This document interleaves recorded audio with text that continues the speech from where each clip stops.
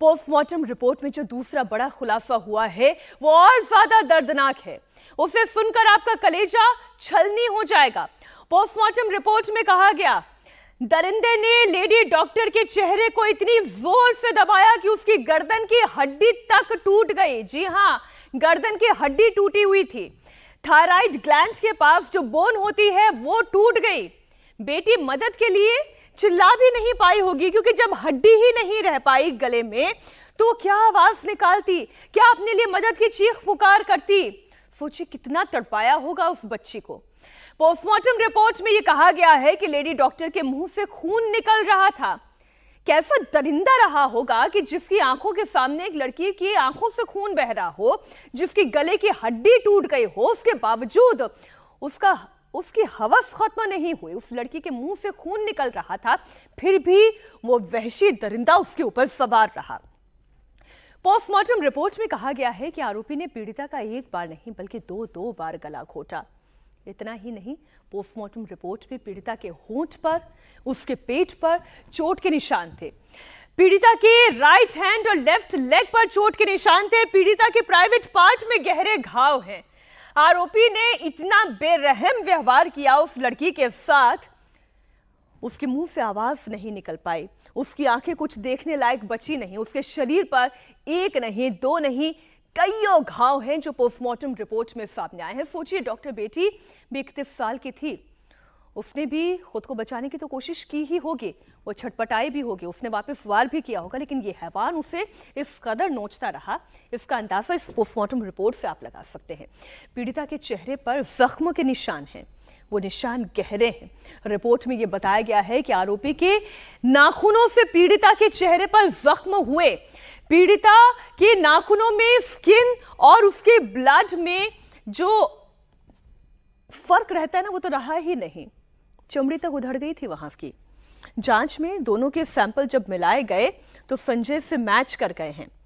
मतलब ये कि जब डॉक्टर बेटी ने खुद को बचाने की कोशिश की होगी, उसने हाथापाई की होगी, तो उसने संजय को नोचने की भी कोशिश की होगी और उस वक्त उसका खून और उसकी चमड़ी उसके नाखूनों में आ गई होगी। यहीं से आखिरी सांस तक आप सोचिए, वो डॉक्टर बेटी छटपटाती रही, चिल्लाती रही, लेकिन उसकी आवाज नहीं आ पाई। आपको उस वहशी दरिंदे के बारे में भी बताऊंगी कि कैसा साइको किलर है वो, कितना बड़ा दरिंदा है वो। लेकिन उसके पहले 8 अगस्त की रात को हुआ क्या था वो आप जानिए, उसे थोड़ा सा समझिए। आपको याद होगा 8 अगस्त को ओलंपिक में जेवलिन थ्रोअर नीरज चोपड़ा का इवेंट चल रहा था। देश को एक गोल्ड मेडल की उम्मीद थी। नीरज चोपड़ा का इवेंट रात करीब 2 बजे का था और उस दिन आरजीकर मेडिकल कॉलेज में लेडी डॉक्टर और साथ ही 4 जूनियर डॉक्टर्स के साथ वो ओलंपिक देख रही थी। सोचिए वो माहौल कितना अलग होगा, कितना खुशनुमा होगा। एक मैच जिसमें भारत के खिलाड़ी की जीत हुई तो चेहरे पर कितनी खुशी होगी, माहौल में कितनी रौनक होगी। और मैच के बाद 5 डॉक्टर्स ने इमरजेंसी बिल्डिंग की तीसरी मंजिल पर बने हुए एक सेमिनार हॉल में साथ में खाना भी खाया। इसके बाद बाकी लोग वहां से चले गए। ट्रेनी डॉक्टर सेमिनार हॉल में ही रुक गई, उन्हें पढ़ाई करनी थी। पढ़ते पढ़ते उनकी नींद लग गई। रात के 3 बजे कुछ डॉक्टर्स ने उन्हें सेमिनार हॉल में सोते हुए देखा था और अगली सुबह करीब 9 बजे वहीं उनकी डेड बॉडी मिली। पुलिस ने करीब 6 घंटे के बाद आरोपी को गिरफ्तार तो कर लिया। आरोपी ने पुलिस के सामने अपना गुनाह भी कबूल कर लिया है। आप ये सोच रहे होंगे कि जब लेडी डॉक्टर सेमिनार हॉल में थी तो वहां आरोपी संजय रॉय कैसे पहुंच गया? वो तो कोई डॉक्टर नहीं था, वो वहां पर क्या कर रहा था? आपको इसके बारे में भी जानकारी दे दूं। संजय रॉय ने 2019 में एक सिविक वॉलंटियर के तौर पर कोलकाता पुलिस ज्वाइन की। सोचिए, कोलकाता पुलिस ज्वाइन की। आज ये केस कौन सॉल्व कर रहा है? कोलकाता पुलिस सॉल्व कर रही है। डॉक्टर्स नाराज है इस बात को लेकर। खैर, ये संजय रॉय, उसकी पोस्टिंग आरजीकर मेडिकल कॉलेज की चौकी पर हो गई। वो कोलकाता पुलिस की वर्दी पहनने लगा। कॉलेज में उसकी एंट्री भी आसान हो गई। इतना ही नहीं, वो पुलिस अधिकारियों के क्योंकि करीबी हो गया, पुलिस टी शर्ट पहनने लगा। उसकी बाइक को कोई रोकता नहीं था। क्यों? क्योंकि उसके बाइक पर भी पुलिस का स्टिकर चस्पा हो गया। मेडिकल कॉलेज में जहां उसकी मनमानी होती वहां उसकी मनमानी चलती।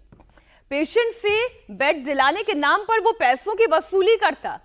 उसकी बाइक पर भी कोलकाता पुलिस का चूंकि स्टिकर लगा हुआ था, तो लोग पुलिस का नाम लेकर, पुलिस की स्टिकर देखकर वो जो करना चाहता था उसे करने देते थे। वो वसूली करना चाहता था तो उसको पैसे भी मिल जाते थे।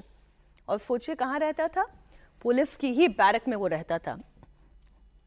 वारदात के बाद भी वो कोलकाता पुलिस की बैरक में ही जाकर सो गया। हिम्मत देखिए इस दरिंदे की, हिम्मत इतनी कि इतनी जघन्य वारदात करने के बाद भी वो पुलिस की बैरक में जाके सो गया। और आप ये सोच रहे होंगे कि वो कपड़े अपने बदल कर सोया होगा कि कहीं उसके बारे में किसी को कोई गुनाह का पता ना चल जाए। लेकिन उसने क्या किया? उसकी हिम्मत इतनी कि जिन कपड़ों में वो वारदात को अंजाम देकर गया था उन्हीं कपड़ों के साथ वो लेट गया। संजय ने बैरक में ही अपने कपड़े साफ किए। सोचिए, उसके जूते पर भी खून के निशान थे। इतनी हाथापाई हुई थी तो खून के धब्बे तो होने ही थे। जिसके बाद वारदात में उसके शामिल होने की पुष्टि हुई। वो जूतों पर खून के निशान, वो कपड़े, वो तमाम बातें जो हैं धीरे धीरे करके सामने आ चुकी हैं। मतलब कि जिस पुलिस पर किसका जिम्मा होता है? लोगों की सुरक्षा का जिम्मा होता है, महिलाओं की इज्जत आबरू को बचाने का जिम्मा होता है, वही भक्षक बन गया था। उसने एक डॉक्टर बेटी की अस्मत लूटी, उसकी बेरहमी से हत्या की। आरोपी संजय रॉय किस कदर वहशी बन गया था उसका अंदाजा आप ऐसे लगा सकते हैं कि जब पुलिस ने उसके मोबाइल फोन को बरामद किया तो उसके मोबाइल फोन में ज्यादातर क्लिप पॉर्न वीडियोस के थे। कई वीडियो तो ऐसे थे जो बहुत ज्यादा हिंसक थे। संजय रॉय, उसने 4 शादियां कर रखी थी और हर पत्नी से मारपीट करता था। एक पत्नी ने तो मारपीट की शिकायत पुलिस में भी दर्ज कराई थी, लेकिन पुलिस अधिकारियों से करीबी रिश्ता होने की वजह से उसके खिलाफ कोई एक्शन नहीं हुआ। पुलिस क्यों आंख मूंद करके बैठ जाती है? अपने पास आने वाले इस तरीके के केसेस को क्यों नहीं ठीक से डील करती है? क्यों? क्योंकि वो आदमी खुद अब पुलिस का सहयोगी बन गया था, पुलिस उसकी मुट्ठी में आ गई थी। वहीं दूसरी तरफ प्रिंसिपल को लेकर ममता सरकार घिर गई है। पहले आरजीकर मेडिकल कॉलेज के प्रिंसिपल ने इस्तीफा दिया क्योंकि दबाव बहुत था, लेकिन फिर उन्हें कोलकाता नेशनल मेडिकल कॉलेज का प्रिंसिपल बना दिया गया। 24 घंटे के अंदर अंदर ऐसा क्या हो गया कि एक कॉलेज से इस्तीफा दिलवाकर दूसरे कॉलेज में प्रिंसिपल बना दिया गया? इस बात को लेकर छात्र बेहद आक्रोशित हैं। उनका कहना यह है कि जब नैतिक आधार पर इस्तीफा हुआ था तो फिर कॉलेज के प्रिंसिपल क्यों बना दिया गया? बीजेपी भी इसी बात को लेकर ममता सरकार पर सवाल खड़े कर रही है। मैं पूछना चाहता हूं कि पश्चिम बंगाल की मुख्यमंत्री जी की इतनी ममता उस प्रिंसिपल के प्रति क्यों है? और मैं यह भी पूछना चाहता हूं कि जब मांग की जा रही है कि सीबीआई को वह जांच दे दी जाए, तो आप यह कह रही हैं कि इतने दिनों तक यदि यह ना हो सका तब सीबीआई की बात करेंगे। तो मेरा सीधा सवाल और आरोप है तृणमूल कांग्रेस की सरकार से कि इतने दिन की मोहलत किस लिए दी जा रही है?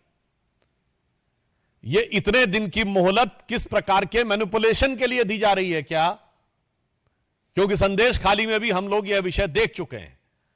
यदि आपका दिल ईमानदारी से इस विषय पे जांच कराना चाहता है तो देश की सर्वोच्च जांच एजेंसी को त्वरित जांच क्यों नहीं स्थानांतरित की जा रही है?